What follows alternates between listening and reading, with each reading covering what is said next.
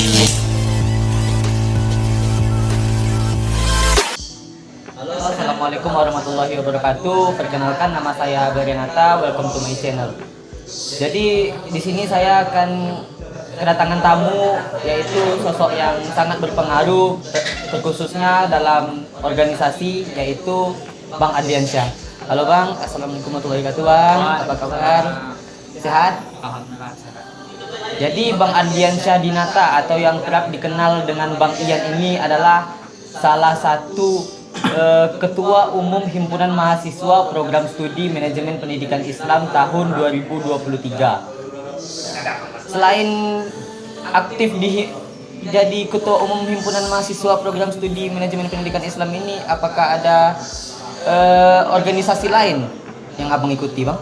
Alhamdulillah setelah selesai jabatan jadi Ketua Umum HMPS MPI, saya sekarang jadi Ketua UKK Pramuka UIN Suskario. Oh, Pramuka ya Bang.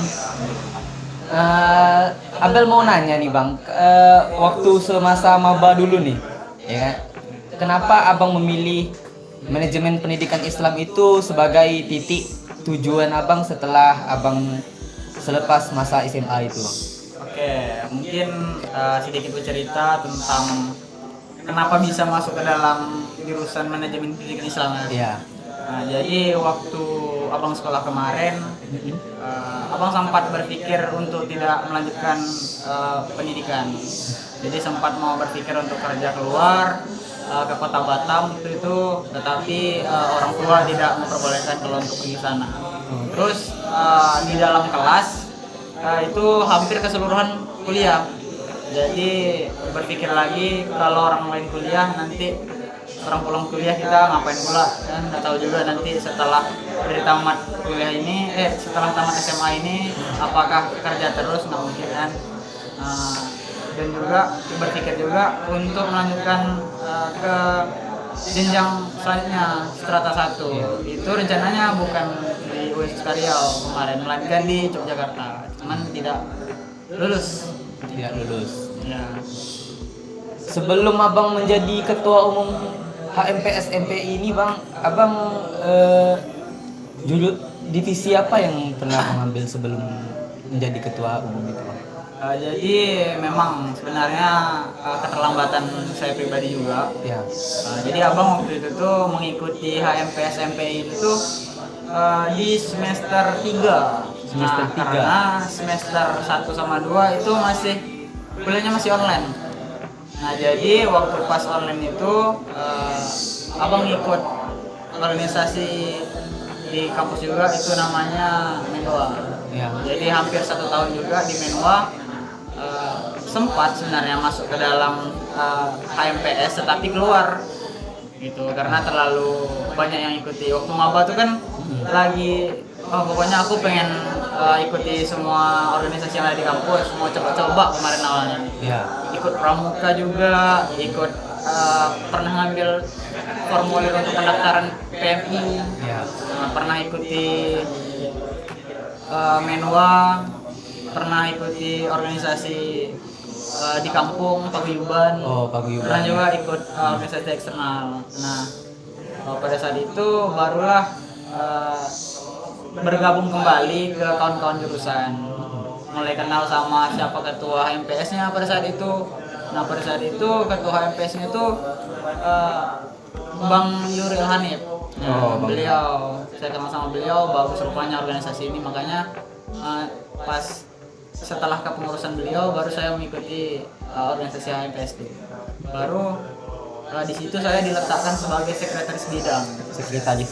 Sekretaris bidang sumber daya manusia.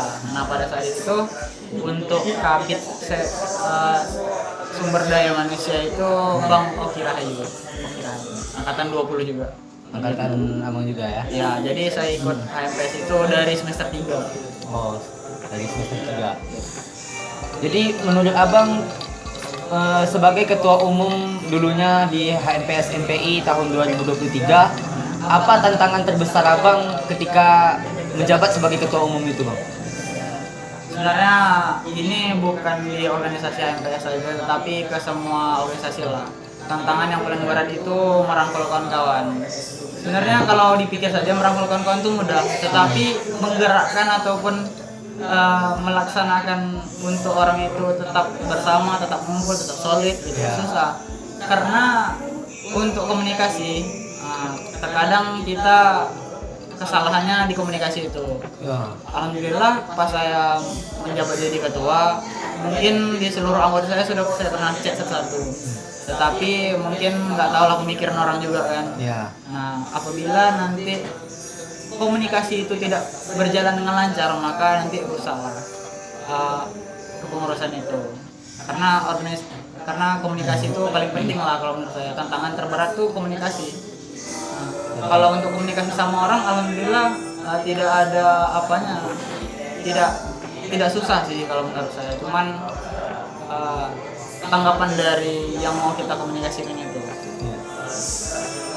Apakah ada dari Bang Ian ini pesan-pesan atau motivasi-motivasi untuk Maba 2024 yang akan datang atau yang seterusnya untuk excited lah dalam berorganisasi? Ada Bang? Ada. Nah, jadi sebenarnya kalau kita masih baru-baru itu mencari ilmu pengetahuan itu hanya sebatas di kampus saja itu saya rasa tidak cukup, karena saya pribadi itu merasa kayak menyesal karena mengikuti organisasi HMPS ataupun betul-betul aktif di organisasi itu pas semester 3. Seharusnya kita ikuti itu dari semester 1 supaya kita lebih tahu ilmu-ilmu yang ada di luar, tidak hanya ilmu-ilmu yang ada di jurusan saja. Nah, jadi ilmu yang kita dapatkan di waktu kita perkuliahan tidak ada ilmu itu pas kita di organisasi. Nah, jadi